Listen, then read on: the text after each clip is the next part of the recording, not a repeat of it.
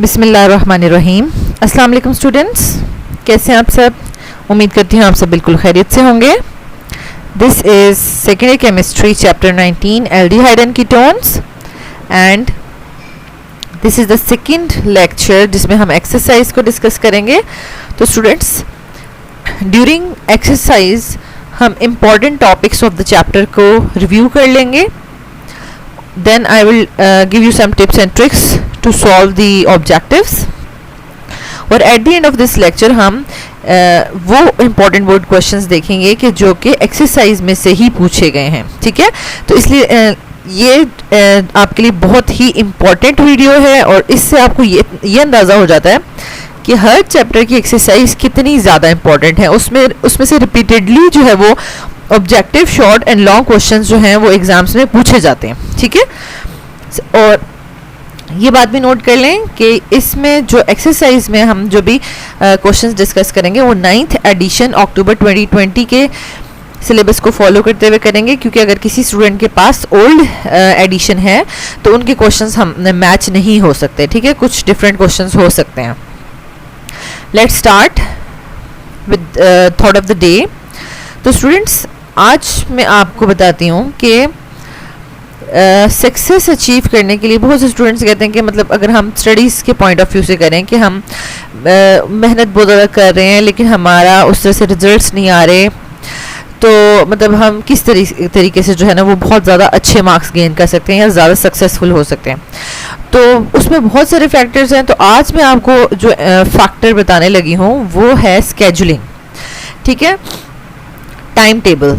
मतलब बहुत से स्टूडेंट्स हैं ना वो क्या करते हैं कि एक दिन या 2 दिन बहुत ढेर सारा पढ़ लेते हैं, ठीक है, और उनके पास कोई सेटिंग नहीं होती, स्केड्यूल नहीं होता, टाइम टेबल नहीं होता कि हमने डेली रूटीन से किस तरह से पढ़ना है। क्योंकि सक्सेस हमेशा उन लोगों को मिलती है जो कि कॉन्टीन्यूस मेहनत से, कंसिस्टेंसी से जो है वो मेहनत करते हैं और डेली जो है वो अपने टाइम टेबल के अकॉर्डिंगली पढ़ते हैं, ठीक है। ऐसा नहीं है कि आप 2 या 3 दिन जो है वो 24 में से 20 घंटे या 15 घंटे या 20 घंटे पढ़ना शुरू कर दें और फिर एक हफ्ता आप बुक्स को हाथ ही ना लगाएं, ठीक है।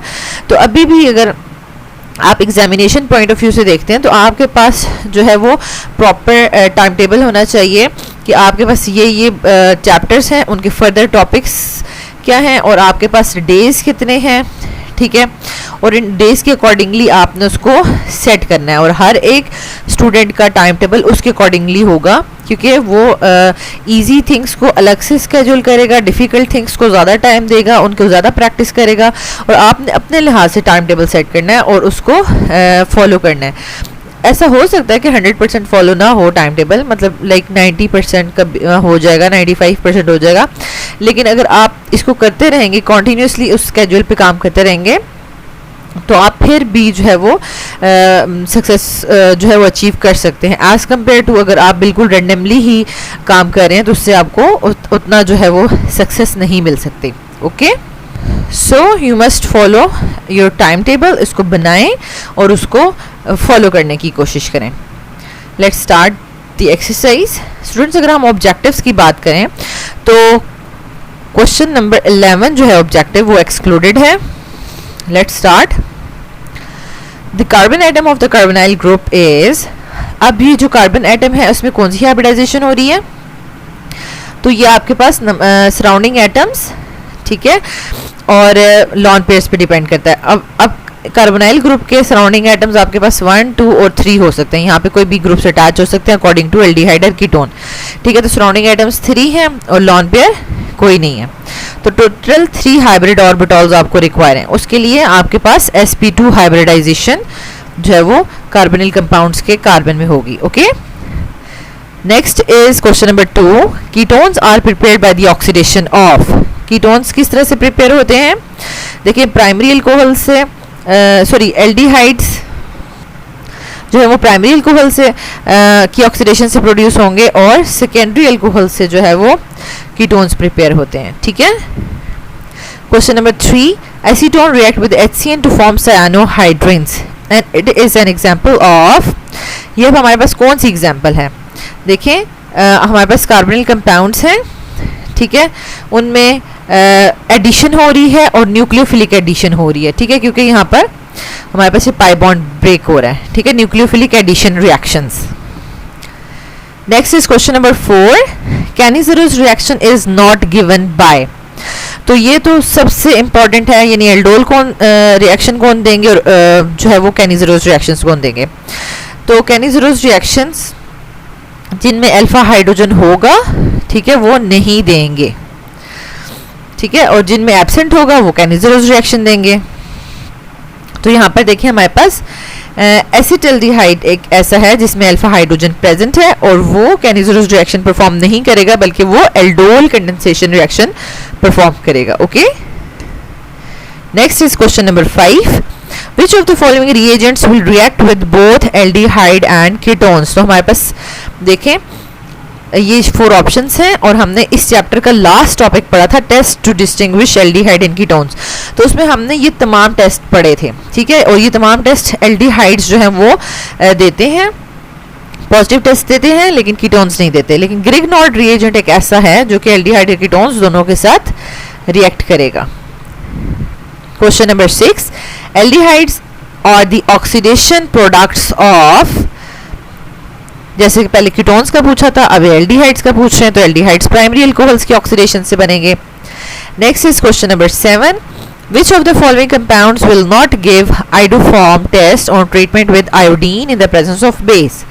कौन आयोडोफॉर्म टेस्ट नहीं देगा, ठीक है, तो उसके लिए हमने ऑलरेडी पढ़ लिया हुआ है कि प्राइमरी अल्कोहल्स में एथेनॉल, सेकेंडरी में मिथाइल कंटेनिंग अल्कोहल्स और एसिटल्डिहाइड, एल्डिहाइड्स में सिर्फ एसिटल्डिहाइड देता है और कीटोन्स में मिथाइल कीटोन्स देते हैं। तो देखें ये भी देता है, ये भी, और ब्यूटानोन भी, लेकिन 3 पेंटानोन हमारे पास एक ऐसा स्ट्रक्चर है जो कि कीटोन तो है लेकिन मिथाइल कीटोन नहीं है, क्योंकि उसके दोनों साइड पे जो है वो मिथाइल के अलावा ग्रुप लगे हुए हैं, ठीक है, इसलिए ये आयोडोफॉर्म टेस्ट परफॉर्म नहीं करेगा। तो ये सारे कॉन्सेप्ट्स आपको आने चाहिए, तो ऑब्जेक्टिव बहुत इजीली सॉल्व हो जाते हैं।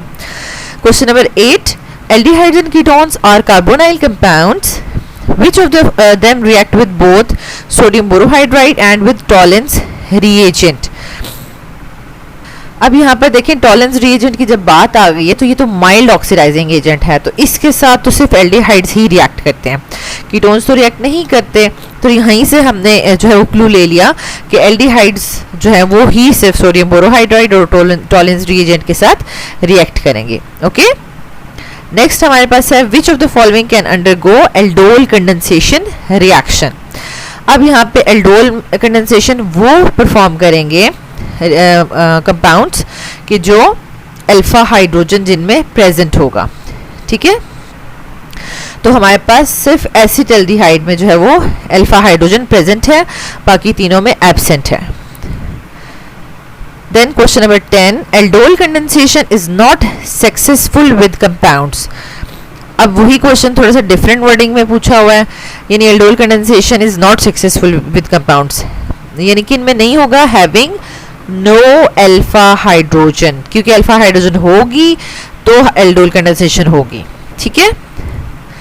अब ये वाला जो क्वेश्चन है, क्वेश्चन नंबर 11, ये मैंने आपसे कहा था ये जो है वो एक्सक्लूडेड है, तो यहाँ पर स्पेशली फिनाइल हाइड्रोजोन की बात हो रही है, लेकिन आपकी जो रिड्यूस सिलेबस में सिर्फ फिनाइल हाइड्रोजोन जो नहीं इंक्लूडेड नहीं है, 2,4 dinitrophenylhydrazone included है, ठीक है। इसकी जगह अगर 2,4 डाइनाइट्रोफिनाइल हाइड्रोजोन का पूछा जाए तो वो आपके पास इंक्लूडेड हो जाएगा। दैट्स वाई हम इसको देख लेते हैं कि फिनाइल हाइड्रोजोन्स कैसे बनते हैं अगर कार्बोनिल कंपाउंड्स को रिएक्ट करवाया जाए फिनाइल हाइड्रोजीन के साथ, ठीक हो गया। Next is question number 12, general formula of aldehyde and ketone is, इनका जनरल फार्मूला दोनों का सेम होता है, CnH2nO। And the last one, question number 13, the color of the iodoform is, iodoform का कलर येलो होता है, ठीक है, येलो क्रिस्टल्स होती हैं।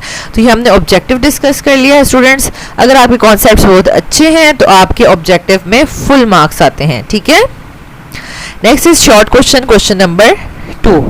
इसमें अगर हम देखें तो क्वेश्चन नंबर 4 एक्सक्लूडेड है, लेट्स सी कि ये फुली एक्सक्लूडेड है या इसको हमें करना होगा।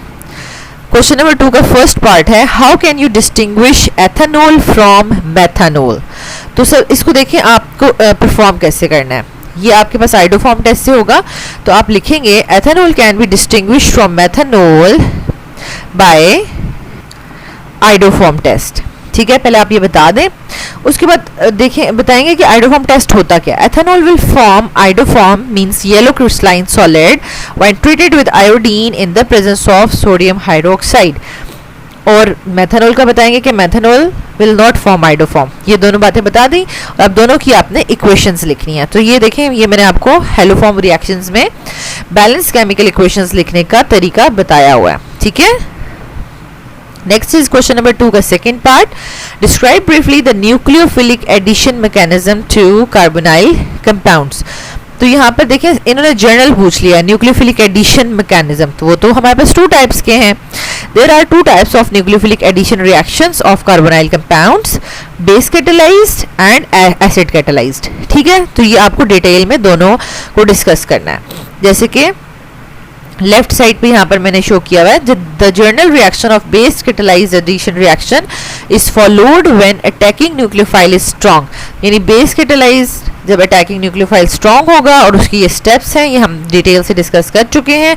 और राइट साइड पे आपको इसका मैकेनिज्म, पहले डायरेक्ट रिएक्शन लिखा करें हमेशा और उसके बाद मैकेनिज्म के स्टेप लिखा करें। और मैकेनिज्म में एरोज जो हैं वो बड़े इंपॉर्टेंट है। कुछ स्टूडेंट्स जो है वो एरोज नहीं लगाते। ठीक है, तो एरोज लगाए बगैर हमें नहीं पता चलता कि कौन सा जो है वो आयन या एटम जो है वो अटैक कर रहा है और किस पे अटैक कर रहा है। ठीक है, इसी तरीके से आपने फिर एसिड कैटालाइज्ड का बताना है। The general reaction of acid catalysed addition reaction is followed when attacking nucleophile is weak. दोनों का मेन डिफरेंस यही है। तो ये आपने मस्ट जो है वो हाईलाइटेड फॉर्म में लिखना है और इन तीनों के ये स्टेप्स हैं। ठीक है, और राइट साइड पे आप देख सकते हैं ये डायरेक्ट रिएक्शन और तीनों जो है वो हमारे पास जो है वो तीन स्टेप्स इसके जो है वो मैकेनिज्म के हैं। ओके, नेक्स्ट हमारे पास है, नेक्स्ट इज क्वेश्चन नंबर 2 का third part, what is the mechanism of HCN addition to carbonyl compounds. तो इसके लिए आपने बताना है कि HCN addition to carbonyl compounds form cyanohydrins. ठीक है, और उसके बाद आप उसकी डायरेक्ट इक्वेशन लिखें और 3 स्टेप्स जो है वो मैकेनिज्म के लिखेंगे। ओके, देन नोट में हमने ये चीज लिखनी है, this reaction is used in the synthesis of alpha hydroxyl acids that contain one carbon atom more than the number of carbon atoms in starting aldehyde and ketones। ये बड़ा important चीज है कि फर्दर अगर हम इसको देखें तो मींस कि एल्डिहाइड और कीटोन्स में हमने स्टार्टिंग एल्डिहाइड और कीटोन लिया और उसके बाद साइनोहाइड्रिन्स बना दिए और इसके बाद ये अल्फा हाइड्रोक्सी एसिड्स बना सकता है। ठीक है, तो ये वर्डिंग में इन्होंने ये बात एक्सप्लेन की है, लेकिन साइनोहाइड्रिन्स का फर्दर रिएक्शन करवा के एसिड्स बनाना बताए नहीं है, वर्डिंग्स में एक्सप्लेन कर दिया है।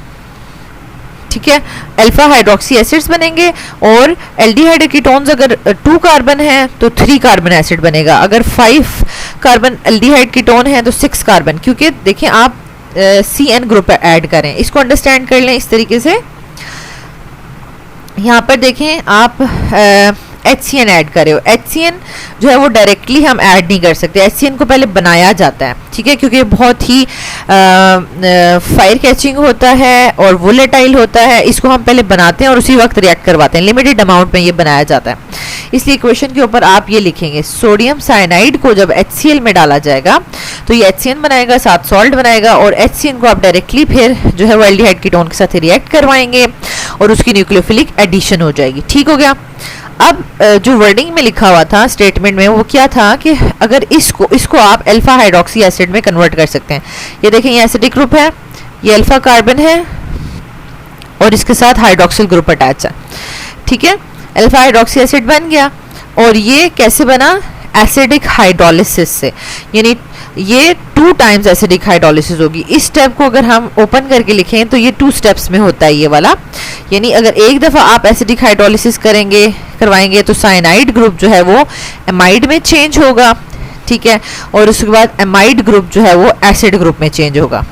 ठीक है।